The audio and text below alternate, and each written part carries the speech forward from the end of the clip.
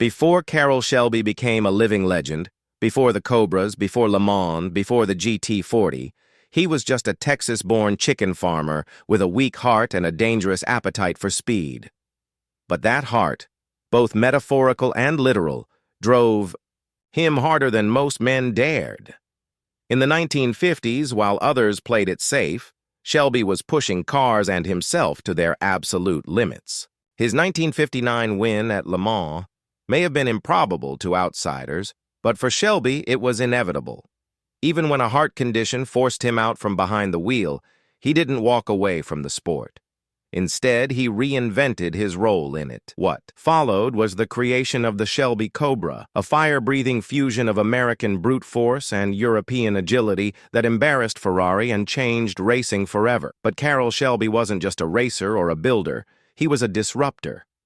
He was a man who thrived outside the box, operating on instinct, not instruction. Where Detroit saw regulations and safety standards, Shelby saw obstacles to be outmaneuvered. He wasn't interested in compromise.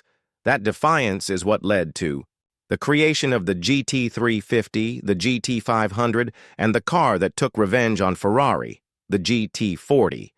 These weren't just cars, they were statements. Still, despite the trophies and headlines, there was a side of Shelby that always remained just out of reach. The side that never stopped experimenting, even after the world thought he'd done it all. That side, it turns out, was hiding in a garage that almost no one knew existed. Carroll Shelby's known garage in Las Vegas is a mecca for automotive enthusiasts, a pristine shrine to American muscle, signed posters, race-worn helmets, meticulously restored prototypes. It's all there. But behind the public displays and media-friendly tours, there was another garage, not listed on maps, not found in collector databases, and definitely not open to the public. According to former employees and close confidants, this second garage was located deep in rural Texas, a no-frills structure built for function, not show. It was a sanctuary. The kind of place where Shelby could work without lawyers, engineers, or board members breathing down his neck. For years, rumors swirled that Shelby was working on something special there. And after his passing in 2012, those rumors took on new life when his estate finally opened the doors. Inside, covered in layers of dust and hidden beneath a basic gray canvas, sat a vehicle that had no record, no registration, and no known lineage. At first glance, it didn't even look like a Shelby. It had no VIN that matched official Ford records. No press photos, no engineering logs. Just a handwritten paper tag attached to the steering wheel that read, "EXP Shelby, do not move." As the cover was pulled back, what emerged stunned everyone present. This wasn't a Mustang. It wasn't a Cobra. It wasn't even a known concept car. It was something else entirely. Low-slung, wide, and aggressively muscular, the vehicle looked like a beast carved from aluminum and attitude. It defied categorization. Part supercar, part spaceship, and all Shelby experts were called in. Engineers, historians, even former Shelby fabricators. Their conclusion? This was likely a prototype from the mid-1990s, built on a heavily modified Fox-body Mustang chassis, but that's where the similarities ended. The body was hand-formed. The engine was a twin-turbocharged V8, paired with a custom transmission and an experimental rear-mounted cooling system. Not a single component was mass-produced. Scribbled notes were found across the chassis. EXP. Twin test rack, Shelby V8 trial, and most chillingly, on the firewall, not for production. This wasn't a demo car. It was a rebellion, a mechanical ghost that was never meant to see daylight. According to whispered accounts from retired Shelby American employees, this was Carroll Shelby's last wild one, a project so secret that it had no paper trail, no oversight, and no backup plan. It was built in evenings and weekends by a skeleton crew who were sworn to silence. Shelby reportedly said, "If Ford doesn't have the guts, I'll do it in my own damn garage." And he did. With age and health issues creeping in, Shelby knew the clock was ticking, but rather than slow down, he doubled down. This project was part therapy, part defiance, and entirely him. It was not designed for mass production. It wasn't engineered to pass emissions or safety tests. It was raw performance, untamed and unapologetic, a spiritual successor to the Cobra Daytona Coupe, only wilder and less polite.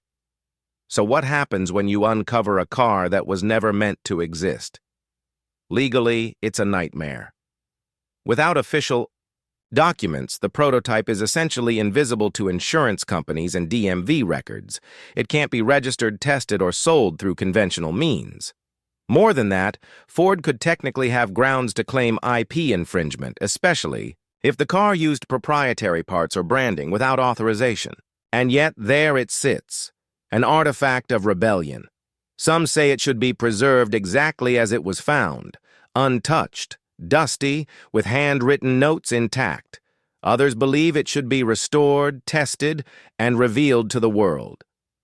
But there's a third, quieter group, a new generation of builders who see this car not as an artifact, but as a message. To them, this hidden Shelby isn't just a forgotten prototype. It's a rallying cry. In a time when automakers are beholden to emissions, charts, liability lawyers, and AI-driven design, this car represents something primal, something lost. It doesn't need focus groups or performance badges. It doesn't whisper innovation. It screams it. It's proof that when vision meets defiance, the result can be breathtaking. Carroll Shelby didn't build this car to impress investors or launch a product line. He built it because he had an idea, and the tools, and the time. That's it. And maybe that's all it ever needed to be. As of today, the prototype remains under tight security, unseen by the public, unlisted, in any museum exhibit. Some say that's a shame. Others believe it's perfect, exactly what Shelby would have wanted. Because this wasn't a car built for applause. It was a car built in silence, with purpose, with soul. A vehicle that might never roar down a track, but still managed to leave tire marks on the history of performance culture. And now that it's been found, one question remains. What else is still out there, waiting in the dark? But the mystery doesn't end with the car itself. It begins to widen. Why was there no mention of this project in any of Shelby's known journals or public talks? Carroll was a showman, no doubt. He thrived in the spotlight and rarely held back on stories, even embellishments. So why keep this one secret? Some believe it was an act of protection, not for himself, but for the car. In his later years, Shelby was growing increasingly disillusioned with what he called suit and tie performance. Every new iteration of a performance car, he claimed, came with more lawyers than engineers. And when you're Carroll Shelby, trying to build something that defies convention, that kind of atmosphere is a death sentence for creativity. This project, then, wasn't just about horsepower or lap times, it was about freedom. A final stand. When you begin to understand that mindset, the puzzle pieces start to click. The body panels weren't made from fiberglass or carbon fiber. They were hammered aluminum. The kind of work you see in 1950s Italian coach building, not 1990s Detroit. The frame used aircraft-grade rivets and a hybrid cross-bracing structure that doesn't appear in any known Shelby or Ford model. This wasn't a shelved prototype.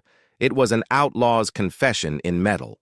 You can almost imagine Shelby standing in that garage with a wrench in one hand and a defibrillator in the other, telling his crew, "They want hybrids?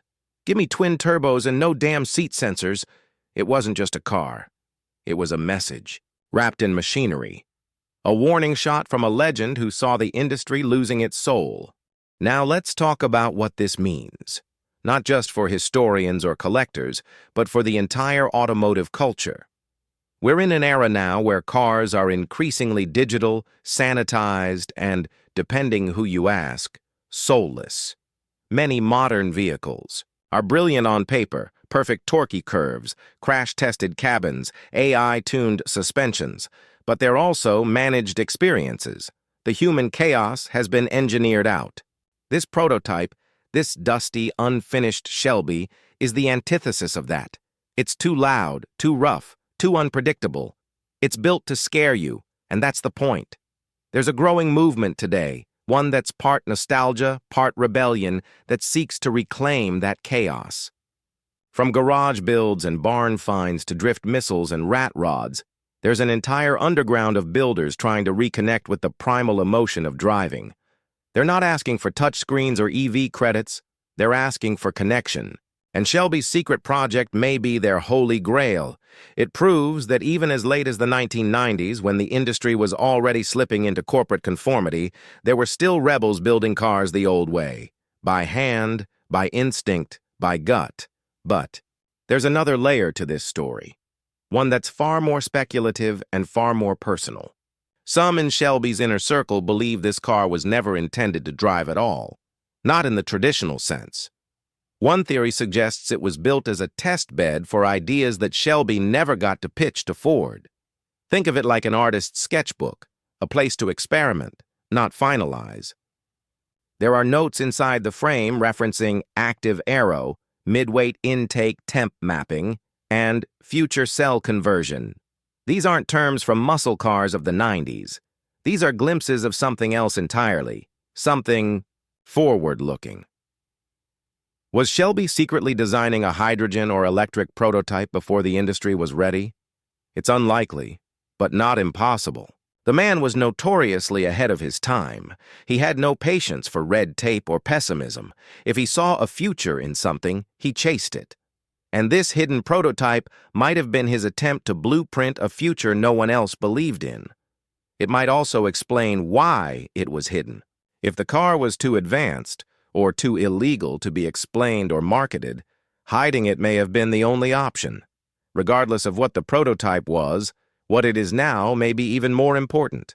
A question. One that pokes at the foundation of how we remember innovators. Do we value what they built or what they dared to build? Because in Shelby's case, this might be the most radical, most personal machine he ever touched, and no one knew it existed. That says something uncomfortable about how legacy is curated, what's put in museums, and what's left in garages. As restorers and historians comb through every inch of the car, new questions keep arising. Why were multiple ECU systems wired? Into the dash? Why did the rear suspension borrow geometry from Group B rally cars? Why was the roll cage asymmetric? Every discovery raises another eyebrow. There are even signs the car may have been tested, albeit off the books. Faint tire wear, repaired welds, a worn driver's seat, handmade and barely bolted in. There's a haunting intimacy to it all, like stepping into the mind of a genius who never stopped drawing, even when the world stopped looking. And now, the car sits in a climate-controlled chamber, surrounded by tools and notebooks left behind by a man whose fingerprints still haunt the bolts. There's talk of building a digital twin, a full 3D scan for simulation purposes. Some even suggest recreating the vehicle in virtual racing games or AI modeling software to see what it could have done on the track. But that's a double-edged sword. The more you dissect something like this, the more it risks becoming a product, not a legacy. There's a fine line between honoring the wild and taming it. One proposal, quietly circulating among a small group of builders and influencers, is to replicate the car exactly as it was found. Not to clean it up, not to improve it, but to freeze it, as a statement. A physical reminder that not every car needs to be profitable, market-tested, or even road-legal. Some cars just need to exist. That kind of thinking is rare and powerful. Carroll Shelby wasn't just a performance icon. He was a chaos engineer. A disruptor before the term existed. He didn't just want to build faster cars, he wanted to build faster minds. Machines that made people feel something. That forced you to grab the wheel with both hands and listen. And this prototype, this unfinished masterpiece, is perhaps the purest expression of that philosophy. It's rough, unrefined, illegal in a dozen ways. And yet, it may be the most honest car he ever made. It didn't win Le Mans. It didn't debut at SEMA. It didn't even make it out of the garage. But maybe, just maybe, that was the point. Because some machines aren't meant to race. They're meant to whisper to the next generation, go further, build louder, and never ever ask for permission.